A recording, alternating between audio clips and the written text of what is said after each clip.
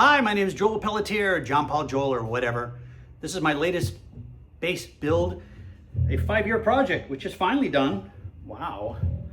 I call it the JOELEMBIC. It is a tribute, a reproduction, a knockoff of the Alembic Series One Omega bass that John Paul Jones owned and played starting around 74 or 75 through the end of Zeppelin, 1980. I think his jazz bass is starting to get pretty beat up, and he also wanted something a little brighter to compete, I think, with Jimmy Page's antics on the other side of the stage. I had had a chance to meet and visit with Rick Turner, one of the founders of Alembic, briefly just before he died, a year or two before he died, up in his shop in Santa Cruz. And he told me some history of the basses he had basically designed and built entirely on his own. The first Alembic bass, which is somewhat similar to this, it had a lot of carving on the back. I'll post a photo of that as well. He is responsible not only for the design of these, but him and Bruce Beckvar was one of their top employees who also built a lot of the basses himself, and he was kind of their inlay master and did a lot of the designs and the inlays on the basses in the 70s as well. I believe that John Paul Jones' Alembic Series One Omega is a culmination of the work of those two gentlemen. That was one of the challenges of building this bass. I've seen a few other bass players in Zeppelin tributes with Alembics, and they're not really close at all. These are a one-off. A lot of these designs they did in the 70s, they did by hand. It's not anything that anyone has a pattern for in a CNC machine or any of that kind of thing. And there was only grainy photos, so it was a little hard to figure out. But in the end, I think we did all right, you know, kind of matching generally what was there. This was originally going to be built from scratch as a neck through, just like Alembics, with what they called a hippie sandwich. They would laminate different woods. In this case, it'd be maple, purple heart, maple, purple heart, maple, purple heart, maple, and then mahogany body. It's mahogany with I believe there was rosewood on the top of his bass. Mine is walnut because it's my favorite wood in the world and had a very similar grain. I still have sitting in my garage the blank for the neck, which is this this layout, and I kind of chickened out on it because I do not trust my fretting and neck building skills. So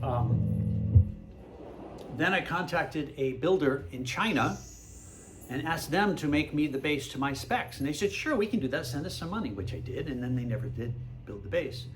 Came up with excuses for a year and a half, and I finally asked them to just send me something they already had, which was close, and then I would modify it as I needed. When I got it, it was pretty crappy, but I felt the neck was good. So I chopped off the body, I chopped off both sides of the head, and I added all the wood to that, mahogany, walnut, and all that. And then I got all my own hardware and electronics. I basically worked off of photographs of the Alembic. In my entire life, I've played only 2 Alembic basses. One of them was close. It was an early to mid 70s Alembic, which I got a lot of measurements off of.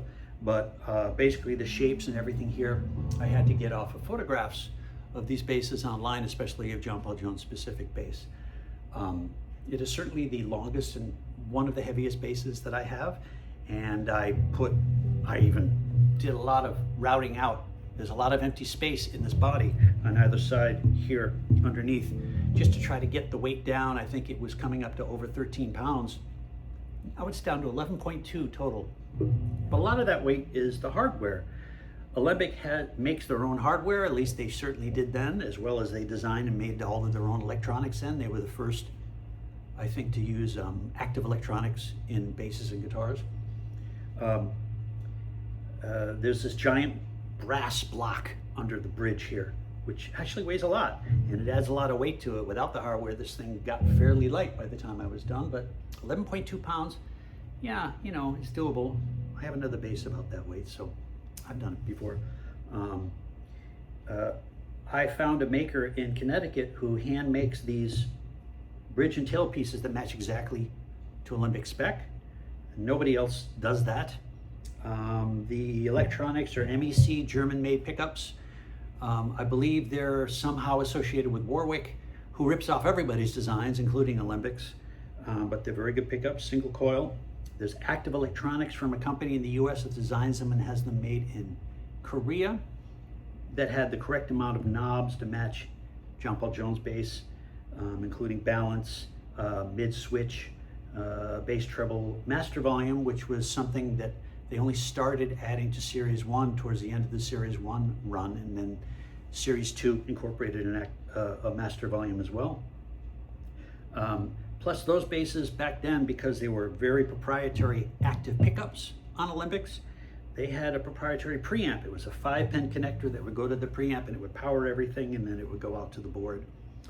But now preamps, you just put batteries. There's 2 9-volt batteries under the plate here, and goes out this 1/4 inch. And this is the 5-pin connector here is decorative. Let's say it's decorative.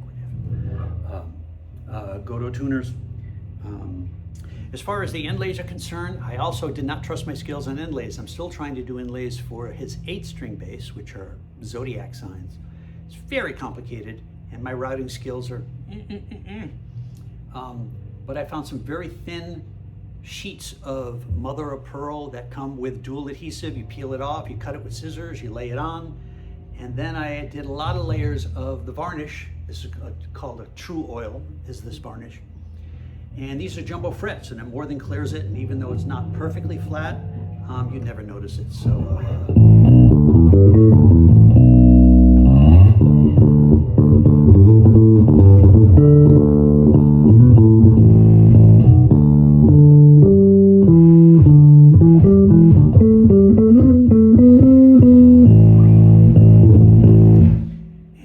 yeah, came out, plays great, sounds great. I guess we'll find out. My first show using this bass, I believe, is in a couple weeks in Lisbon with No Quarter, the Zeppelin tribute. But in the meantime, finally, oh, and I actually found a bag that it kind of fits, a little tight, but I think we're gonna get there.